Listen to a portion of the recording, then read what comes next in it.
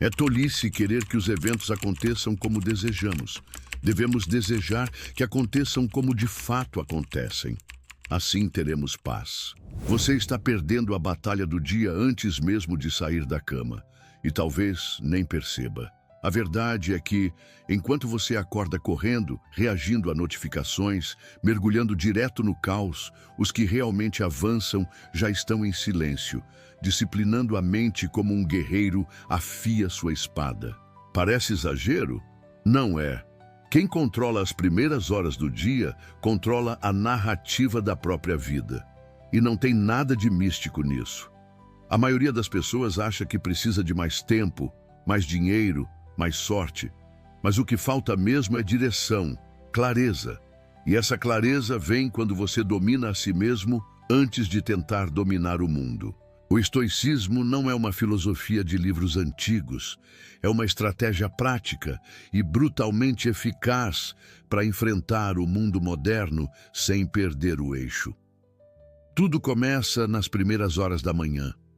E tudo muda quando você entende o que fazer com elas. Este vídeo não é sobre dicas motivacionais, é sobre tática. Aqui você vai aprender a treinar sua mente como os maiores líderes da história faziam. Não importa se você é estudante, empresário ou está recomeçando do zero.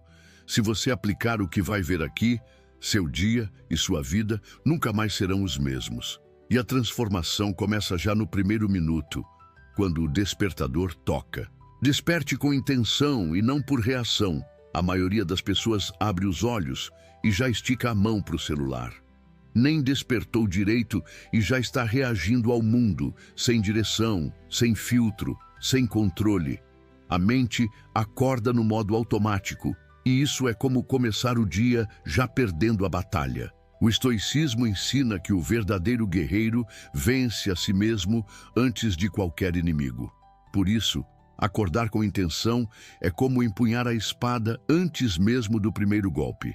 A mente, ao despertar, está como um terreno fértil, e a primeira semente que você planta define o que vai florescer.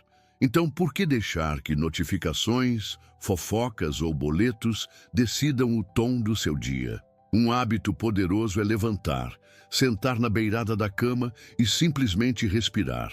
Nada de abrir o WhatsApp, nada de e-mail. Só você, sua respiração e a consciência de que está vivo. E isso já é um milagre diário. Pessoas disciplinadas sabem que o mundo pode esperar 5 minutos, mas a mente não pode esperar para ser treinada. É como um lutador que desperta e faz alongamentos antes do confronto. O campo de batalha do dia começa no silêncio da manhã. E é aí que mora o segredo do próximo passo. Algo que não exige esforço físico, mas um tipo raro de coragem interior. Comece com silêncio absoluto. O silêncio é como aquele velho sábio da vila que nunca fala, mas sempre sabe. Nos primeiros minutos do dia, o cérebro ainda está entre o mundo dos sonhos e o real. Um terreno fértil para plantar foco, calma e presença. É por isso que sentar-se em silêncio absoluto, nem que sejam 3 minutinhos, é mais eficaz do que tomar um banho gelado ou café preto. É nessa quietude que a mente começa a se organizar, como um general ajeitando suas tropas antes da guerra. Muita gente acha que silêncio é perda de tempo, mas na prática é nesse instante que você dá à sua mente um comando claro. Eu estou no controle. Experimente acordar, sentar-se em um canto calmo do quarto, fechar os olhos e simplesmente ouvir o som do seu corpo. Coração, respiração, talvez até o vento lá fora. Não precisa meditar, não precisa fazer pose de yoga, só pare, respire. Esteja. Esse momento silencioso, tão simples, muda tudo. Ele reduz o cortisol, reorganiza os pensamentos e cria um espaço mental para que o dia entre no ritmo certo. Quem começa o dia assim não se desespera com fila, não se irrita com trânsito, não se perde em drama. E é justamente nesse estado de presença que se abre espaço para uma decisão simples, mas poderosa, que define o tom das próximas 24 horas. Escolha uma virtude diária. Todo mundo fala em ter metas, mas quase ninguém fala em ter virtudes. A diferença? Metas te fazem correr atrás de coisas. Virtudes moldam quem você é enquanto corre. Quando você escolhe uma virtude pela manhã, como paciência, coragem ou compaixão, é como se colocasse uma bússola moral no bolso. Não importa o que aconteça, você sabe para onde mirar. E isso muda completamente a forma como reage aos imprevistos. Imagine que hoje você escolhe viver com paciência. Isso não significa virar um monge tibetano no meio do trânsito, mas sim respirar fundo antes de responder uma crítica, ouvir alguém até o fim antes de rebater, ou até aceitar que algumas coisas não estão no seu tempo, e tudo bem. É assim que se treina o caráter, no detalhe, no desconforto, no ordinário. Um dia com virtude é um dia com intenção. O interessante é que você não precisa se perder entre dezenas de valores. Uma só virtude bem vivida pode redefinir toda a sua percepção do mundo. Comece simples. Escreva a virtude do dia num papelzinho e carregue com você, ou coloque no papel de parede do celular. Não como cobrança, mas como direção. E é aí que vem o segredo dos sábios: preparar a mente antes que os problemas cheguem, porque eles vão chegar e é melhor estar pronto. Premedite dificuldades. Premeditatio malorum. Tem gente que acha que pensar nos problemas é atrair coisa ruim, mas o estoico não pensa assim.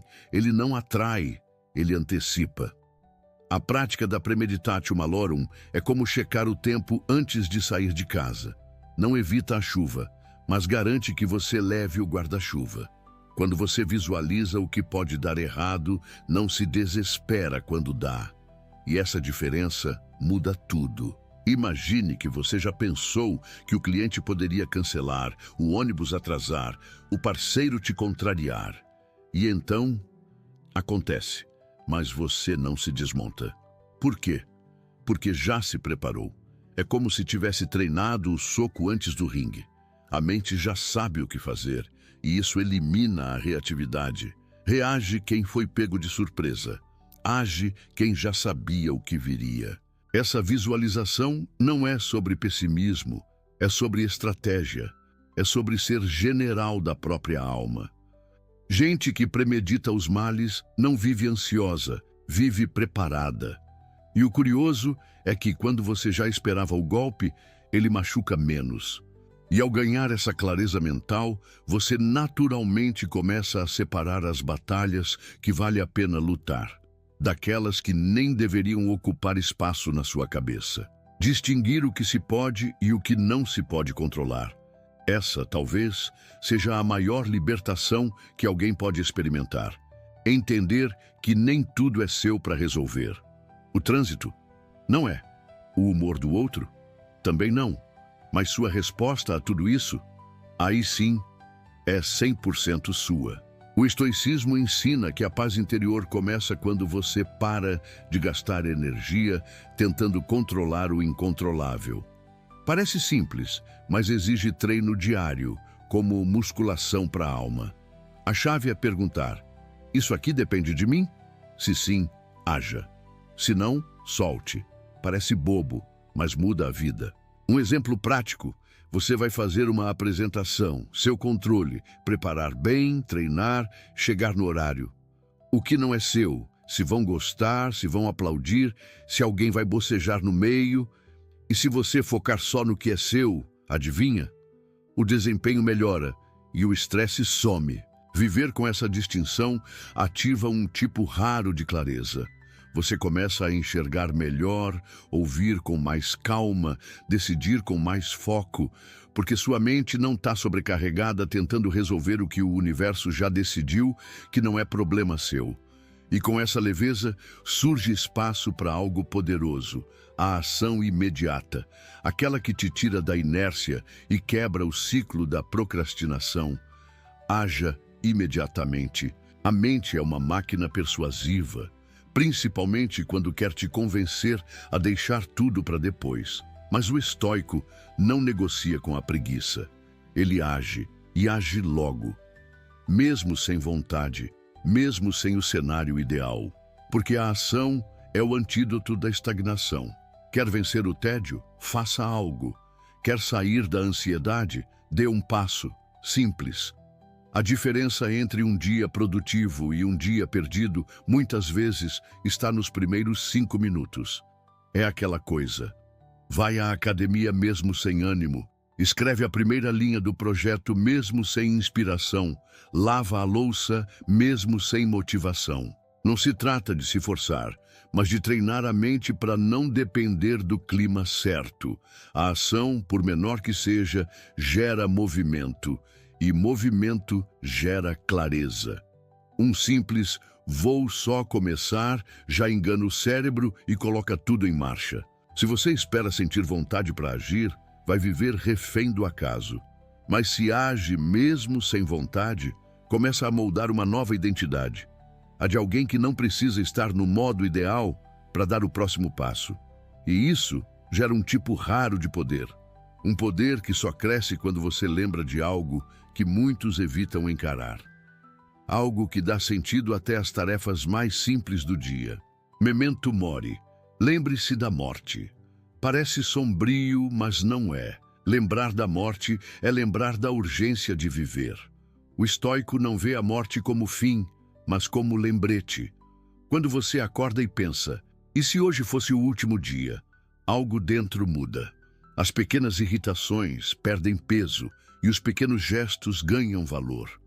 A vida fica mais viva quando se encara a finitude com coragem e não com medo. É como se cada manhã dissesse, você tem mais uma chance. Mais uma chance de ligar para sua mãe, de terminar aquele projeto, de ser gentil com quem você ama. O tempo que você acha que tem, talvez não tenha.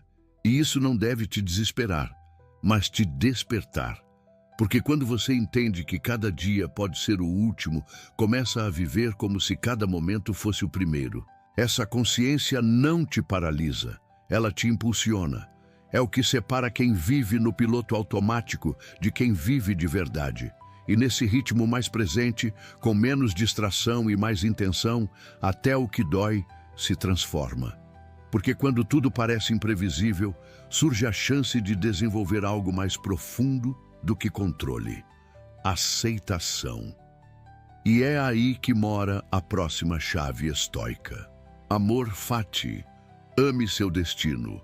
Aceitar o destino é uma coisa. Amar o destino é outra, bem mais corajosa. Amor fati não é resignação.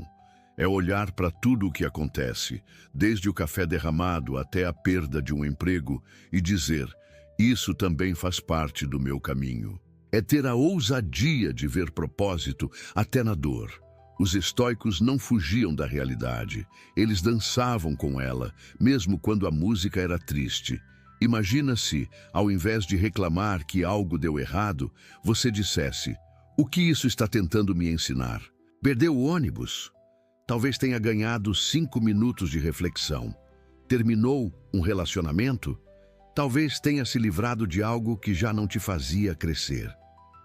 Quando você ama o que a vida traz, até os tropeços se tornam aulas de mestrado em evolução pessoal. Amor fati é o que te mantém firme quando tudo parece escuro. Não porque você gosta da escuridão, mas porque aprende a andar mesmo sem ver o caminho. E é nesse tipo de caminhada que corpo e mente se encontram. Um fortalece o outro e juntos se tornam mais do que sobreviventes. Tornam-se discípulos da própria história. E isso nos leva ao próximo passo, tão físico quanto filosófico. Treine seu corpo como treina a mente. Não adianta ter uma mente afiada se o corpo está sempre cansado. O estoico sabia disso. Não se trata de estética, mas de disciplina. Quando você move o corpo, movimenta também as emoções. Um treino de 20 minutos pode limpar uma mente carregada. E não precisa virar atleta olímpico. Uma caminhada com o celular no modo avião já muda seu humor, sua energia e até sua paciência com os outros. O corpo é o templo onde sua mente habita. Treiná-lo é um ato de respeito próprio. Pode ser musculação, corrida, yoga, natação, tanto faz. O que importa é a constância. Porque cada gota de suor é também um lembrete de que você consegue se superar, mesmo nos dias difíceis. Isso afeta sua autoestima, sua clareza e até a forma como você lida com o fracasso. E tem mais. O treino físico ensina algo que a vida exige todos os dias: desconforto voluntário, escolher o peso, o esforço, a dor saudável. Quem treina o corpo aprende a não fugir do que é difícil. E essa habilidade é transferível. Vai para o trabalho, para os relacionamentos, para o controle emocional. E se corpo e mente estão alinhados, o que falta é alimento para a alma. E poucas coisas nutrem tanto quanto boas palavras. Leia e reflita sobre uma citação estoica. Às vezes, uma única frase pode mudar o curso de um dia inteiro. Os estoicos sabiam disso, por isso deixaram registros curtos, diretos, mas profundos, quase como flechas para a mente. Ler uma citação de Marco Aurélio como "A felicidade da sua vida depende da qualidade dos seus pensamentos". Logo pela manhã, por exemplo, pode ser mais transformador que qualquer vídeo motivacional de 5 minutos. Essas frases não são para serem lidas como quem passa os olhos num post de Instagram. São para serem mastigadas devagar, refletidas. Leia, pare, pense. Como isso se aplica à minha vida hoje? Essa é a diferença entre informação e sabedoria. Uma sugestão prática. Deixe uma coletânea de citações na cabeceira da cama ou abra todos os dias um trecho de Meditações, de Marco Aurélio, ou Discursos, de Epicteto. Esse hábito cria uma espécie de lastro interno. Quando o dia tenta te derrubar, aquela citação volta à memória como uma âncora. E essa pequena prática matinal de leitura e reflexão vira um tipo de oração laica, uma forma de alinhar a mente antes do mundo te puxar para os lados. E depois de alimentar o pensamento, é hora de colocar no papel o que está dentro da alma. Escreva um diário todas as manhãs. Colocar pensamentos no papel é como organizar um guarda-roupa mental. Você começa a perceber o que realmente importa, o que está ali só ocupando espaço e o que precisa ser jogado fora. Não precisa escrever páginas e páginas. 3 perguntinhas já bastam. O que estou sentindo? O que preciso enfrentar hoje? E o que eu quero lembrar ao final do dia? Simples, mas poderosas. O journaling matinal não é terapia, mas quase.